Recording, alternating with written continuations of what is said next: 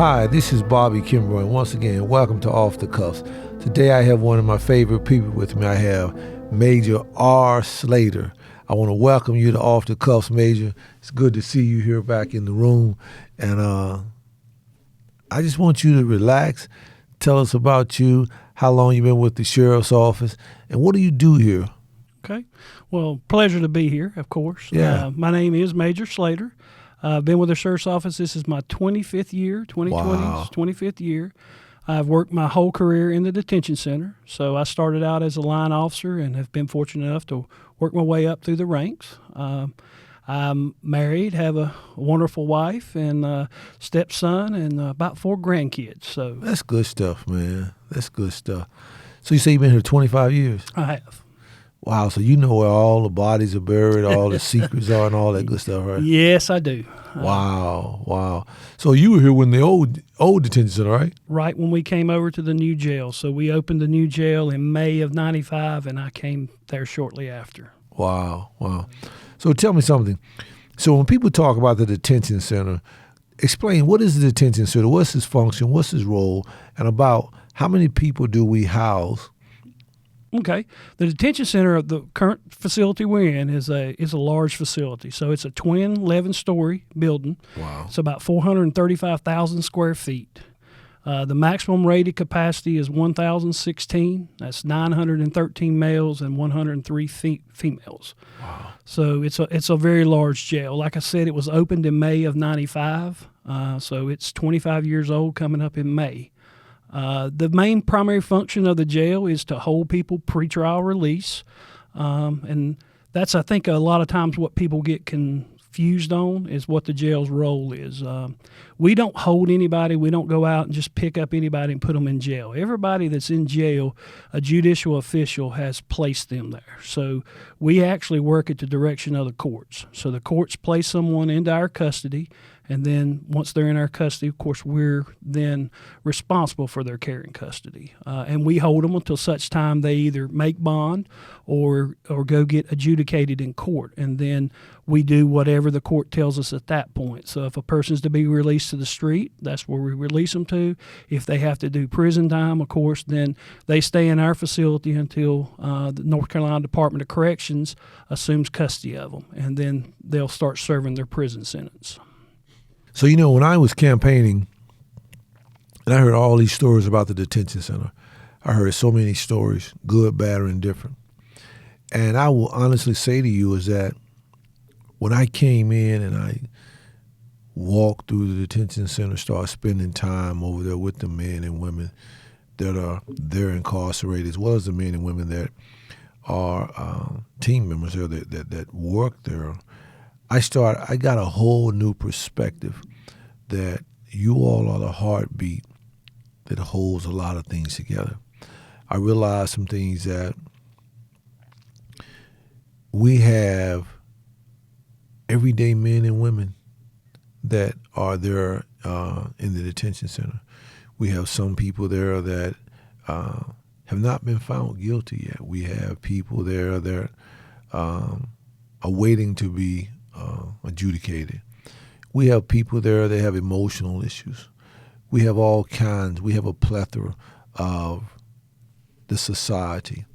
And so when I walk through there every week, it's a very humbling experience to me. What makes it so humbling to me is that it is a must that we have a certain kind of men and women that,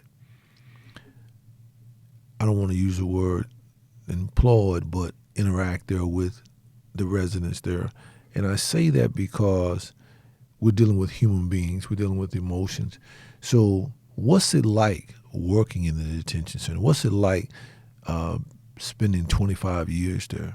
Well, I think, over time, I think start back where I got into it. Mm-hmm. I was looking for a career. I was, 27 years old. I said, and this business really interested me. So when I got into it, and once I got into it, I found a passion for it. You like you said, you do meet an array of people from all walks of life. And you'll learn a lot about people, but you also learn a lot about yourself. True. So So I've interacted with a lot of people over the years. There's people that's been coming to the jail for my whole career that they know me when they see me on the street, just like I would know if they was kin to me, Right. because I knew them for so long. So to me, I think we treat people with respect. They're coming there. We don't get to pick and choose who comes there, and so we try to treat everybody fair and equal. We try to help them while they're there and get them so that hopefully when they go back out, they're a better person and they're better for our community. That's a challenge in itself, just due to the nature of our business. Is we have a lot of people that the turnover rate is high for inmates. So a prison, you may go spend 18 months, 2 years there. Our average length of stay at the detention center is about 26 days. Right. So, and that's mostly your misdemeanor crimes that come in, they go to court and get adjudicated, or they bond out. So when you average all that together, we're only with them about 26 days. So a lot of times it's hard for certain programming to get started. And then once we start it, it doesn't continue when they go back out into the community. Wow. So I think that's one of the things with the community court services, that we've kind of revamped some of that program. I think that will help us be able to connect those dots when we do release residents from the jail. Then we can continue those services and hopefully get them where they need to be. So you kind of got in front of me. I like that. Some of the services and innovations that we have begun over there. So I was thinking about a conversation that I had one day when I was walking through the detention center. One of the residents asked me, why do you come over here so much? I've been asked that question twice. I come because I see people. I don't see inmates. I see residents. I see people. I go because I have people that I know that are incarcerated. I have people that I grew up with that are incarcerated. I actually have relatives that are over there. And so I go because I want to make sure that the people know that we are concerned about them.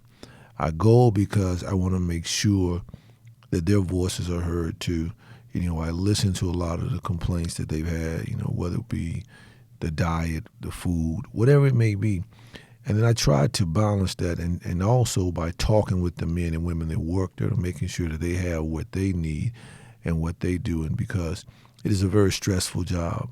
And so I want to publicly thank you for your 25 years of service and what you do, because you're doing an awesome job over there. I've watched you over the last year and some months as to what's going on over there, which segue into some of the changes that are being made over there. I'm proud that we have a yogurt program going on for the females. I'm proud to say that we have, and even though it may seem small changes, but in the grand scheme of things, inch by inch, it becomes a cinch. As someone told me, yard by yard is when it becomes hard. And so the changes that we're making, maybe inch by inch, we've changed the dynamics of the television. We've changed the scenery in terms of the paintings that we have on the walls now.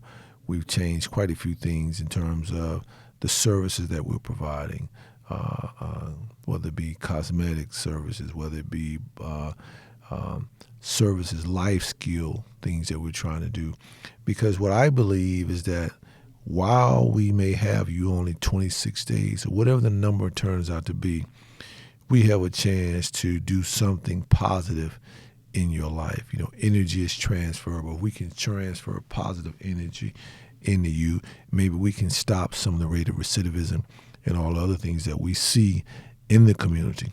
So tell me about some of the changes that you see that have happened over the 25 years that you've been there. Well, I think one of the main changes is, and I think we've seen it across the country. I think, when you have, over the time, we've had a lack of respect for law enforcement. And I think that has got worse over time. And I think in our environment, because we're direct supervision, so I think that's important to know that, the men and women that work in the detention center, they're in there with the residents. So, I mean, it's just like me and you sitting here. Exactly. So there has to be that factor of trust. I mean, you have to have that trust, and we have to build that rapport with that person because we're asking this person to do something. And not many people that are in the detention center really want to be there. So that's kind of a strike against you to start with. So I think a lot of the things that we do is to show the residents that we do care about them, and we can empathize with their situation. I don't always say sympathize because I don't really know everybody's situation, but Right. empathize, it means that anybody can make a bad mistake, and that bad mistake can cause you to end up on the other side. Right. That one mistake is not the total sum of that individual. Right. That's just one mistake. And so Right. that person is simply there to do whatever they need to do until they're adjudicated or whatever the process turns out for that person. Right. So for us, it's more about we're going to treat you with respect. We're going to treat you as a human being. Mm-hmm. But we also have rules and regulations, and we're going to enforce the rules and regulations because it's a controlled environment, and we have to control that environment when you have that many residents. So I think you had asked earlier, this morning we have 815 residents in the jail. So that is a lot of people. So when I first came on board, I was amazed of the medical facility. I don't think people realize that that's a small city.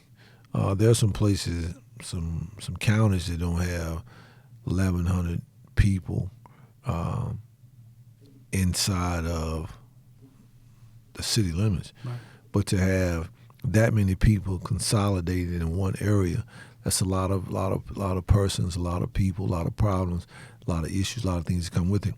But what I was impressed with is that the medical unit over there. A lot of times people complain about the medical services, but at the end of the day, I don't think we realize that we're dealing with sometimes a population that may have never been able or have had access to medical health or medical services.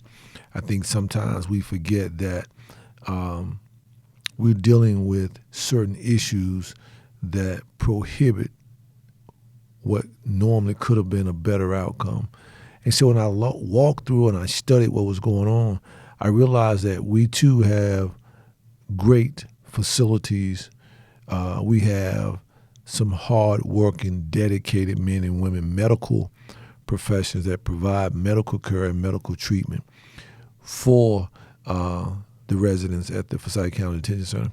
Another thing that I'm very excited about, is that expanding our behavior unit as we develop our behavior unit for the first time in the Forsyth County Detention Center.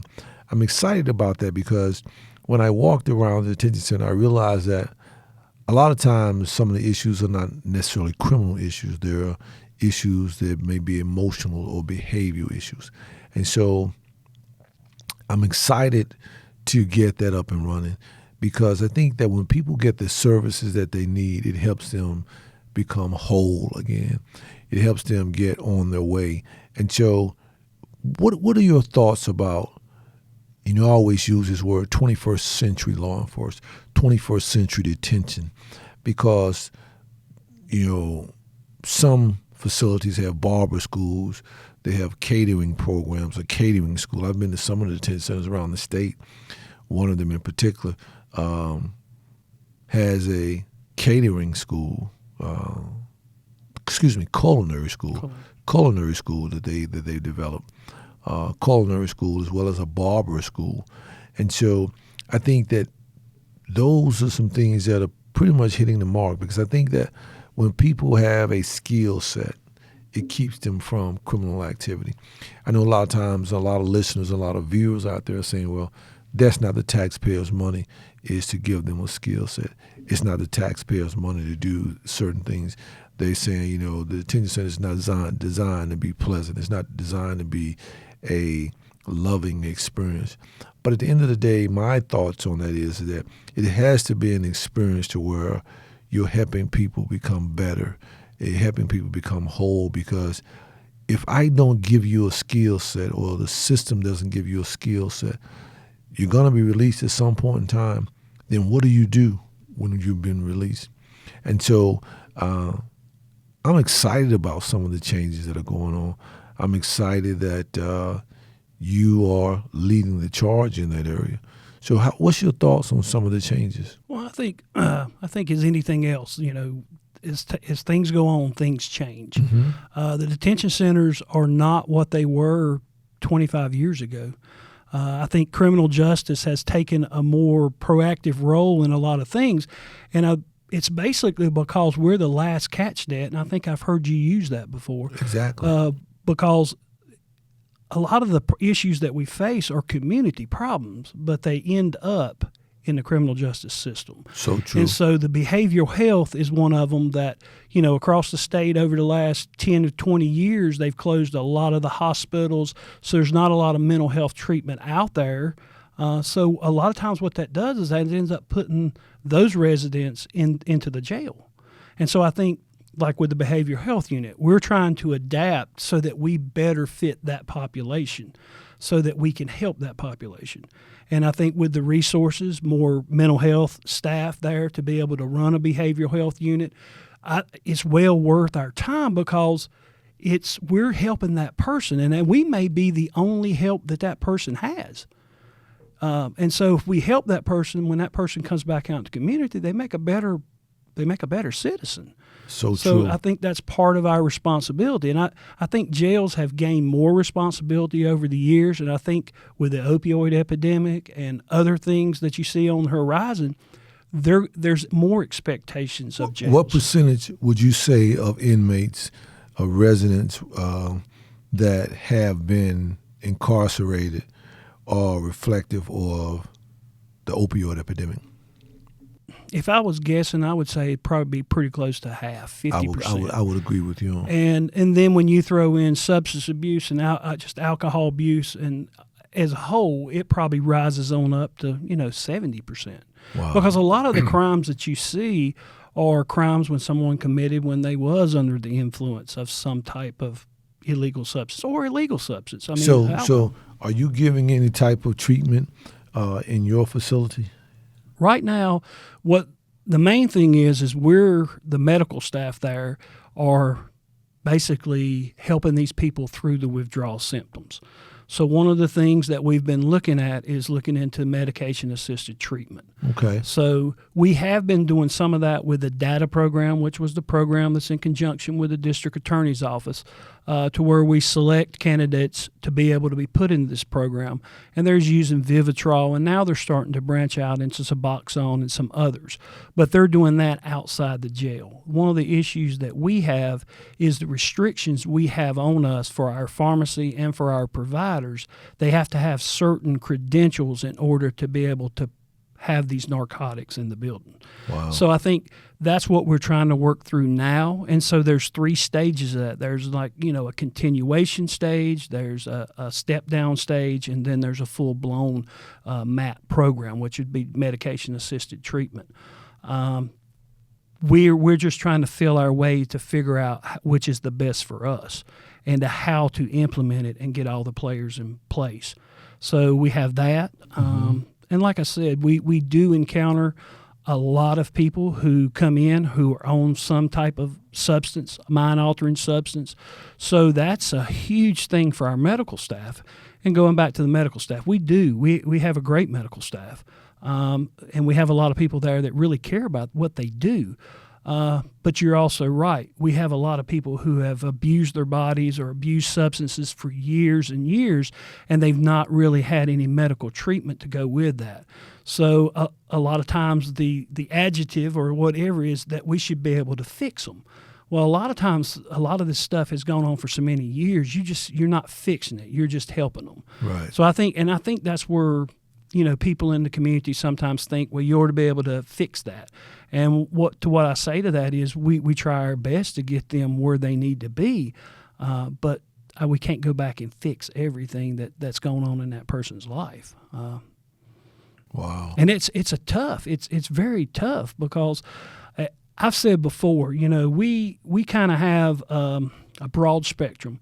Right. So you have a victim who may have had a crime waged against them, and that person sees what the jail's responsibility is a whole lot different than the mother of the person that's accused. So true. So you go from one end of the spectrum to the other, and I think as a responsible agency, what we try to do is we try to hit somewhere in the middle. I mean, we got to land somewhere in the middle between what this person thinks and what this person thinks. True. And so we got to hit the middle. And I think that goes a lot with, like me and you've discussed about the food and the various things. And we serve very nutritional food. It may not be the food that everyone would get when they're out on the street, Right. but it's nutritional based, and it's rather, when you look at the cost per plate, is not that much. You think $1.26. Well, that ain't a lot of money. But when you add that up over the year, Right. we're spending about $1.3 million in order to serve meals there. 1.3 million is what it costs in $1.3 million. to feed residents. Right. 1.3 million. Right. So, Wow. I mean, the Who overall... pays for that? That comes from Forsyth County taxpayers. I mean, that is paid for through county funds. So to run the detention center, I mean, staffing, of course, is going to be your highest premium cost that you're paying. But the operating budget for this current fiscal year for me is about $26.5 million to run the facility. So basically, you got about half of the budget. I got about half of the sheriff's office budget. Wow. And so, we're providing all those services that you can get in the community. So for the residents there, we're providing laundry services. We're providing medical service. We're providing food service. We're providing trash service. We're providing a commissary, which is a way for them to enable them to buy stuff through a store just like you would at a convenience store. So all this is going on every day within the walls of the detention center. So 24/7, 365. Exactly. And so I think that's when we say that the detention center is a city within the city. That's where we get that from, because all the services that are provided out to the citizenry are also provided to our residents. And so it's a large undertaking. Do you house federal inmates? We do. You do. We Okay. contract house federal inmates. We don't house any SMCP. The only time we keep them there, and that's statewide misdemeanor confinement program. The only ones we keep is awaiting transfer. And that's pretty much it. And then the rest of them are our inmates, that are county.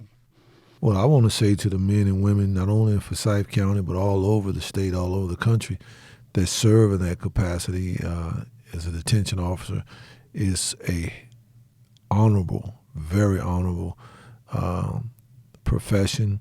And I thank them for what they do, because we couldn't do this work without them. And actually, it takes a special kind of individual to work in the detention center, because I spent time in the detention centers, and you have to be very confident of who you are, but yet you have to love the job, and yet you have to have the heart and the compassion to do it. I was watching television last week, and I love watching CNN. I mean, I'm a news junkie, right? So I'm surfing the television station, looking at all the news feeds on the politics. And, I kept hearing this thing, the United States, greater than the United States, all these things. Right? And I started thinking about the United States and how it came into play. And it talked about the states being united. And then I said, well, you know what, if you actually unpackage that a little more, how about the cities, the counties being united? How about the people being united as humans? How about we all become united for the betterment of people? That's when you start to see the magic takes place. That's when you start to see the people united against becoming better, making you better, making our cities, our counties, our communities. I'm united in making this man better who may have fallen, by picking him up. I'm united by this man who is incarcerated. Even though he or she is incarcerated, I still have the ability to uplift and to bring them. And I think if we go back to some of those things, the numbers that I hear every day. You know, I tell the story all the time about when I come in every morning and I get a briefing when I walk into the office and start my day. I see what took place the night before, and I get this number every day of the number of residents we have at the detention center. Somebody's son, somebody's mother, somebody's father, somebody's uncle, somebody's grandmother. I mean, the whole gamut of human dynamics is someone that is right across the street. And that's a huge undertaking, because at the end of the day, you want to be accountable to know that you have treated everyone, regardless of where their station are in life, that you treated them with a certain degree of humility, a certain degree of kindness. And so I want you to know that I appreciate what you do over there. I've seen how you and your staff operate, because, as I said, that's where the magic is going to take place at over there. How do we transform? How do we build that? And I think that's why I'm so excited about the behavior unit. I think that's going to make a huge difference in this community once we open up the behavior unit. Also, one of the things that when I think about is, what if we could get some type of system in place to where when people are released from the detention center, that we could track them for the purposes of giving them services beyond the detention center. Right, and I think that's one of the things with community court services. I think that's a prime opportunity to have that warm handoff, as you would say, right, to someone to say, this is what he started or this is what he wants to do, right, and let them help find jobs and do it, because that's the key, is to getting them integrated back into the community and being a productive member of the community. And I think the more we can do of that, the more then it makes our community better. It just makes the overall community better. So I think with the community court services and kind of the way we're pushing for that now, I think that change will help that. And I also have to say, I think with you just coming over to the detention center, being seen in the detention center, walking around the detention center, I think that's a huge morale improvement for not only the staff but also for the residents. I think that shows that you have a vested interest in it. Oh, of course. And I think that's wonderful, and I think that goes a long way in helping. It really does. It helps.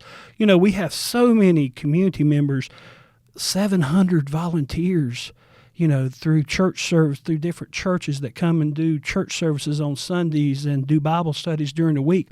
And those volunteers mean the world to us, because they do a lot of work for us. I mean, they help us, and they help keep that population, grounded. Yeah, I see Dr. Hansel over there sometime.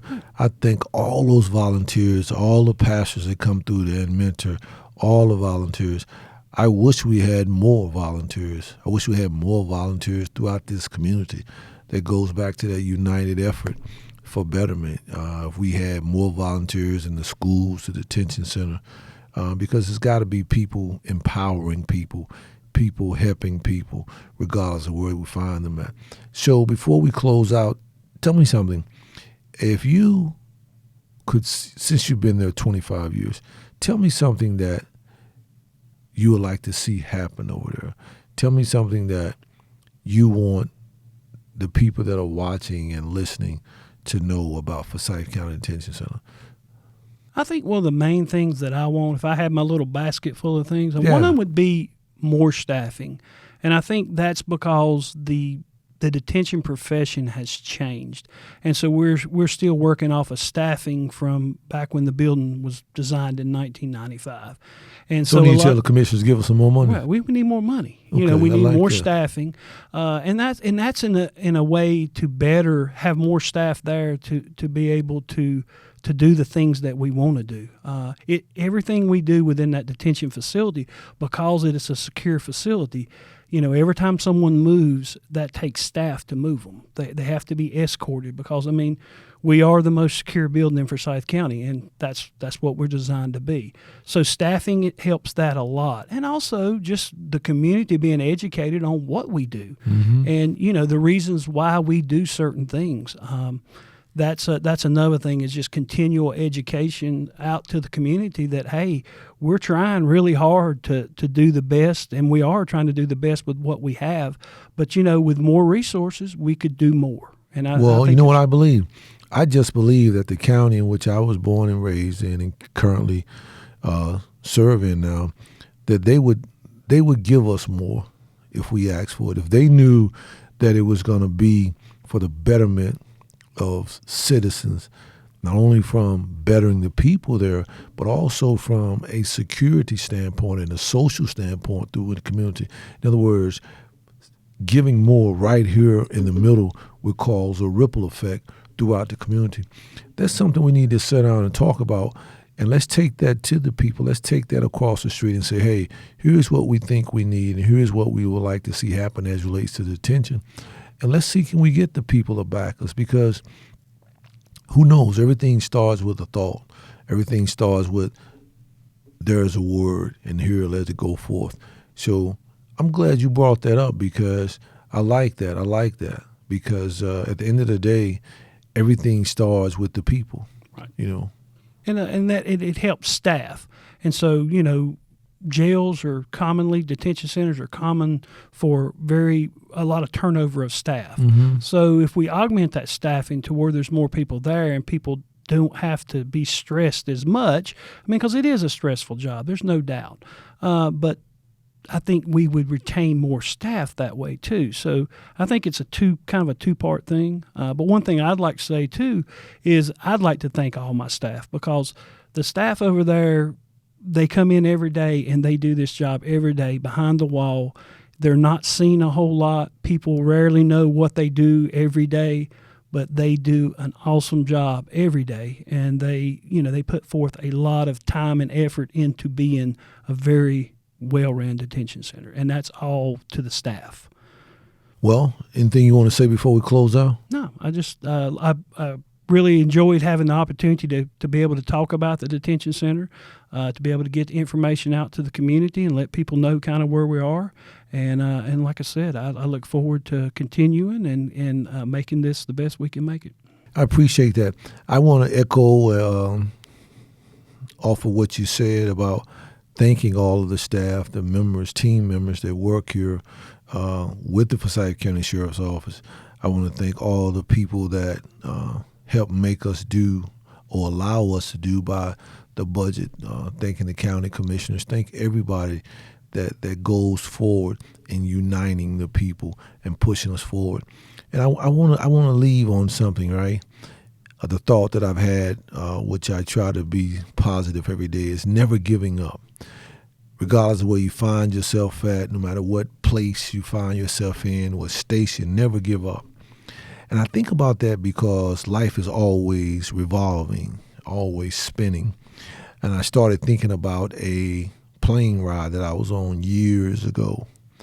I was trying to make a connecting flight in Detroit, and we were at the airport at the gate, and they came on and they said that they apologized that the flight was going to be leaving late, and that you would have to check with the gate agent when you arrived because of leaving late, the planes or the connection may have left. And I said, wow, I was upset. And so when we got in the air, about 30, 40 minutes in the air, the pilot comes over the intercom system, and he said, I got good news. And I thought he was going to say, hey, I'm giving everybody a free ticket because we're late. That ain't what he said. He said, we're going to get there ahead of schedule. And I said to myself, how are we going to get there ahead of schedule? And they told us we left the gate late. And the moral of that story is, and I kind of said it with life, is that sometimes you may leave the gate late. Sometimes you may not be where you want to be. But what he said was, normally we would have been flying into a headwind, which makes you fight harder and means that it slows the plane down. He said, but this evening we caught a tailwind, which pushed us faster than normal, which made us arrive before schedule. So what I'm telling you is that if you never give up in the fight, regardless of where you are, regardless of you incarcerated, regardless of where you are, your station in life, if you keep pushing, you never know when God is going to blow you a tailwind and push you right on through the gate. So I wanted to leave you with that. I want to thank you for stopping by. And as always, we enjoyed this Off the Cuffs with Bobby Kimbrough. Thank you.